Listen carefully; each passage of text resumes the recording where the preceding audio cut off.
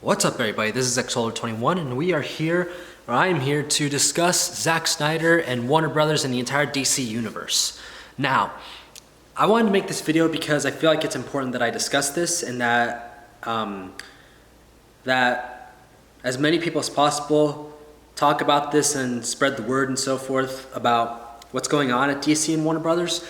So basically, we all know the DC universe, movie-wise, has been a mess, ever since the beginning. Well, ever since the studio started interfering with Justice League and Suicide Squad, that's when things started really falling apart. And as we know, the Snyder Cut has just come out and has received a lot of praise. It's good reviews, basically. I've seen it 3 times because I'm a huge Snyder supporter for the Snyderverse. I love his universe and how he portrays these characters. And it's clear that a majority of the audience likes it too. I understand the Snyderverse is not for everybody, but there's still enough people there to enjoy it for it to make profit. And Warner Brothers just doesn't seem to understand that. Because now they're going around, I believe the CEO of Warner Brothers, her name is Ann, I forget her last name, but Ann, went on an interview about a day or 2 ago and talking about how the Snyderverse is not canon, or how now Zack's trilogy is now complete and that they will not invest more into the Snyderverse. It's like, what are you doing? Seriously, what are you doing?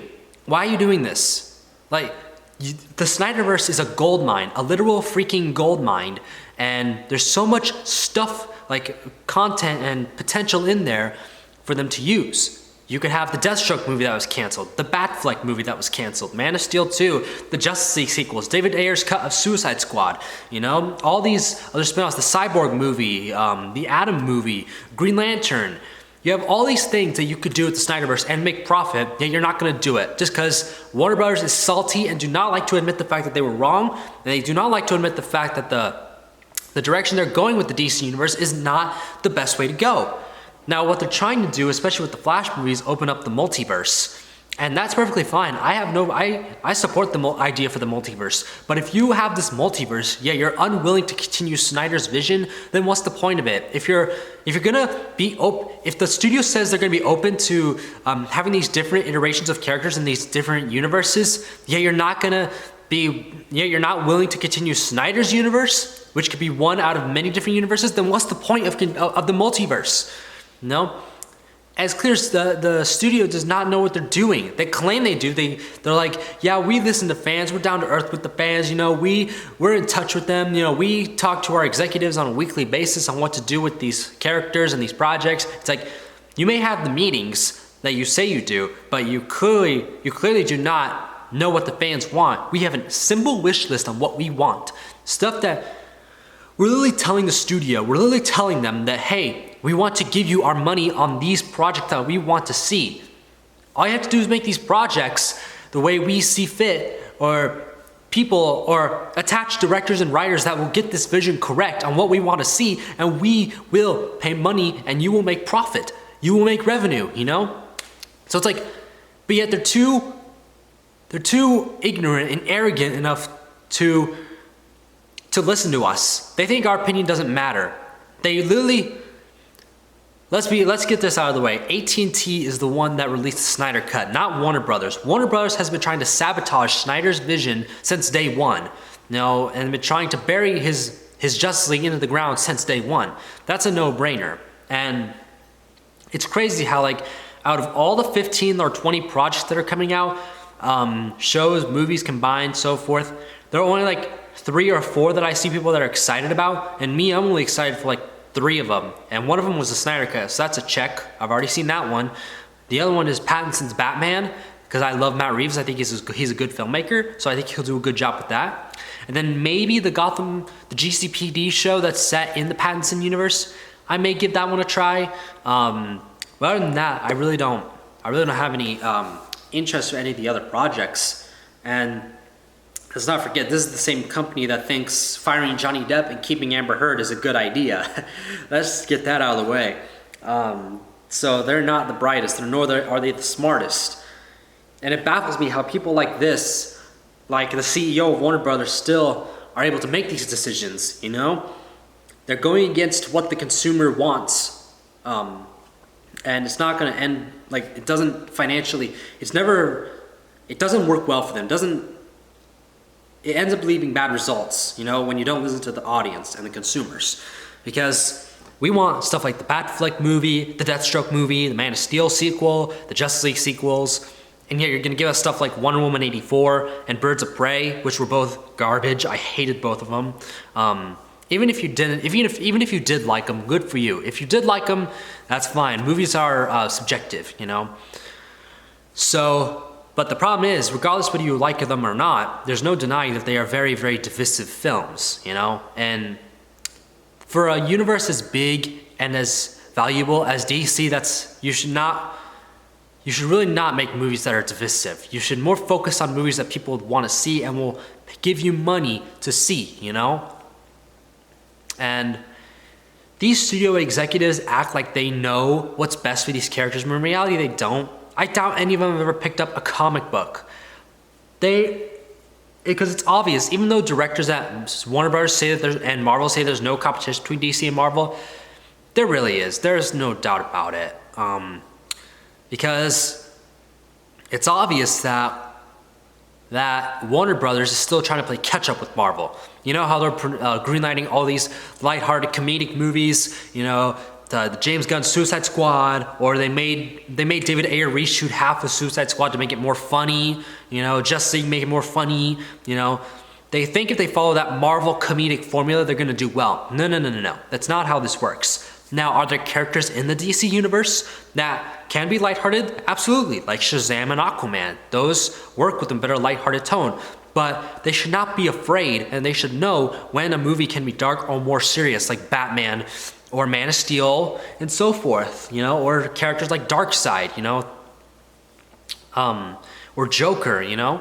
And yet movies like Joker or the Snyder Cut, they try to denounce, they try to sweep under the rug, hoping people won't notice it, because it's no secret that Warner Brothers tried to shame Joker, the Joker movie. The director, they purposely gave the Joker director a small budget to try to discourage him from making it in the first place. And same thing with the Snyder Cut. They told him he couldn't shoot new scenes, or there were certain scenes he could not put in. You know, it's like, why are you doing this? They're making stuff that, like, movies like those are stuff people want to see. So why are you trying to like cover it all up, sweep it under the rug? And then on top of that, when the Snyder Cut is a success, then they go out in this interview like a few days ago, and there's, like I said, they said like, oh, well, the Snyder Cut's not canon, Joss Whedon's version still is, or, you know, we are happy the Snyder's trilogy is complete, and we are happy with the direction we're going with DC. It's like look at it this way. They're willing to make an Hour Man movie, a character in Hour Man. They're willing to make that first before doing a Justice League sequel to Snyder Cut, or before they're willing to make a Batfleck movie for HBO Max. They now have HBO Max as their streaming platform. Use that to your advantage. Continue Snyder's universe on HBO Max. Do you realize how many subscriptions and revenue you could make from that? That would be incredible, you know? Even if his movies don't make it to the big screen, just put them on the streaming platform, you know? The Snyderverse lives on the streaming platform. There you go. I don't get Warner Bros. I don't get how they're still able to make these idiotic decisions, you know? And I want to be a filmmaker one day, and I know this video will probably ruin my chances of working with a studio like Warner Brothers, but the truth is, with the way they've been behaving, I don't want to. I'd rather work with smaller independent studios like A24, who are not afraid to show creativity and allow directors to have their creative vision be put on the big screen, you know? It's just so frustrating, because especially since DC are my favorite comic characters. Between Marvel and DC, I prefer DC. So I would love to make a Batman film one day, a Justice League film, a Superman film. But with the current conditions of Warner Brothers right now, no, I don't. I would not work with them under these conditions. The conditions they have are just, no. Just so frustrating, you know? No, and yet they still wonder why audience members don't come running to the theaters with tickets, to buy movie tickets to go see these movies. Like, I cannot think of anybody, or very few people, who are actually excited for the Peacemaker show on HBO Max with John Cena, who is a character I have never even heard of until I saw the trailer or the cast cast trailer, the announcement trailer for James Gunn's version of Suicide Squad, when they listed all the characters in that music montage. I'd never heard of Peacemaker. I don't even know who he is, you know? And I doubt anybody else knew who he was, you know? And it's just crazy that they're willing to make something like that first, but not a Cyborg movie or the Man of Steel sequel or a Batfleck movie. I'm not trying to sound like a broken record player here. It's so frustrating because we just want what's best for these characters, and what's best for these characters is most of the time what the consumer says it is. You want to know why? Because when you're running a company as big as Warner Brothers, it's important to listen to the consumers in order for them to keep giving you their money in order to keep the company going, you know? So that's important. Otherwise, they're just going to be wasting billions of dollars on these projects that nobody ever asked for or probably will ever see, like Birds of Prey. It's just so frustrating, you know? And I'm putting this video out there as a hopes that it can reach a few people to help spread the word on Restore the Snyderverse, because I believe that if enough people show support for restoring the Snyderverse, that AT&T will step in and be able to overrule Warner Brothers' decision on not continuing the Snyderverse, because that universe has so much potential, and we want to see that potential unfold, you know, in all these projects I just announced, you know, like Deathstroke and so forth. Not only that, the actors for these characters like Ben Affleck or Joe Manganiello or Henry Cavill want to come back and do these projects more. They want to continue this. Like we know how excited Ben Affleck was for his project, his Batman project, until Warner Brothers decided to butt in and start tampering with everything, which made him choose to step away. You had a literal perfect casting for Batman right there, and you threw it out the window. Joe Manganiello, you had 3 chances to bring him onto the big screen as Deathstroke, and you threw all of them out the window. Why? Just why? Why won't this studio give the Snyderverse a chance? There's no doubt the Snyder Cut has been a success. It's like, why wouldn't you see that success and think, maybe we should continue these projects in Snyder's vision. Let him have more creative control over this universe, over his universe, you know? Why? It's so frustrating. And like I said, I'm putting this video out there in the hopes that this will help spread the word on Restore the Snyderverse movement. And hopefully that Snyder's universe will be restored, and that hopefully we can see more projects like the Snyder Cut within that universe. Remember, this is the same company that thought firing Johnny Depp from Fantastic Beasts was a good idea. So, I mean, yeah. I mean, and also, like, Ben Affleck's not getting any younger. If we want his movie, it's got to be ASAP. He's getting older. There's no doubt about it. His time is getting short for playing Batman. So if we want the chance to see him as Batman again, we got to see that movie ASAP, you know. So, yeah, I just out here trying to show my support for the Snyder universe, the Snyderverse, and hopefully that this video can help, you know. So thank you for watching this video.